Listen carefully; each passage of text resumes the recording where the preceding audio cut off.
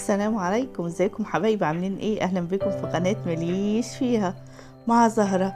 النهاردة بقى الجو برد كده، والشتاء اللي احنا فيها محتاجة طبق كشري معتبر كده يدفي الدنيا. وطبعا كلنا بنعشق الكشري، كشري مصري فاخر من الاخر كده ما شاء الله زي ما انتوا شايفينه كده، وطعمه كان حكاية. تعالوا نسمي الله ونشوف. اول حاجة عملناها جبنا عدس بجبة كده وسلقناه نص سلقة، سيبناه بس كده ايه، بعد ما غلى سيبناه 5 دقايق وصفيناه بالطريقة اللي احنا شايفينها دي. وبعدين هنروح جايبين المكرونة بتاعتنا، اي نوع مكرونة عندنا. انا هنا اخدت مكرونة سباكيتي واي نوع تاني معاها، ومكرونة صغيرة اهي. دي مكرونة مشكلة سلقتها سلقة ونزلتها تحت المية، وبعدين اديتها رشة زيت كده وقلبتها. معايا هنا للصلصة بتاعتنا، معايا هنا عصير طماطم، وخدت 3 معالق صلصة طماطم او معجون طماطم كده عليهم عشان اللون يبقى احمر كده وردي حلو. وبعدين جبت فص توم بمعلقه زيت كده، حمرتهم كويس ونزلت عليهم بعصير الطماطم. ومعايا هنا ملح وفلفل وكزبره وكمون، ونزلت عليهم بورقه مرق الدجاج كده، مكعب مرق الدجاج.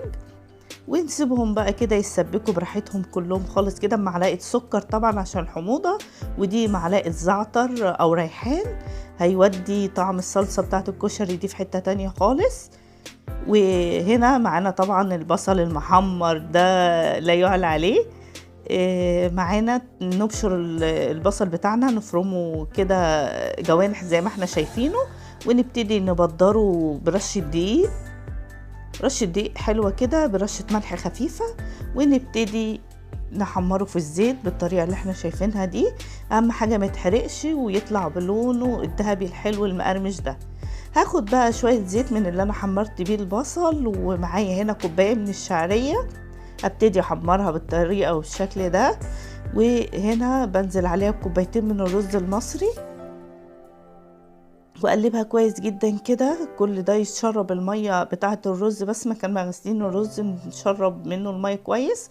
وننزل عليه بالعدس بتاعنا طبعا عشان يكمل سواه مع الرز والشعرية. ونزلت عليهم بمكعبين مرق الدجاج، وننزل عليهم بالملح بتاعنا طبعا. واهم حاجة نقلبهم كويس كده لحد ما يتشربوا اي سوائل او اي مية فيهم، علشان تطلع معانا الرز مفلفل كده وحلو وما يطلعش معجن. هنا الرز اتفلفل حلو قوي كده، نبتدي نشربه بمية مغلية الطريقة دي كده. ونبتدي نضيف ليه طبعا كمون وملح ورشة فلفل صغير. ومعايا هنا بقى دي الدقة اللي هي اساس الكشري اصلا.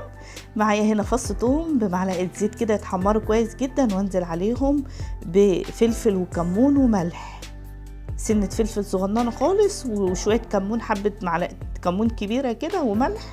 وضفت عليهم مية ونص كوباية خل غليوا، ورحت ركناهم على جنب. وده الرز بتاعنا بقى والعدس والشعرية بعد ما استووا، شايفين شكلهم عامل ازاي مفلفل، والحباية كل حباية بحبايتها اهي. بجد الطبق ده بيبقى تحفة جدا، وطبق حلو ومغذي ويعتبر على قد الايد دلوقتي وطعمه حلو ولذيذ وهيعجبنا. وما تنسينيش باللايك واشتراك في القناة وكومنتاتكم الحلوة اللي بتحفزني وتخليني اكمل واقدم لكم فيديوهات احسن. انتظروني في فيديو جديد على قناة ماليش فيها مع زهرة. السلام عليكم.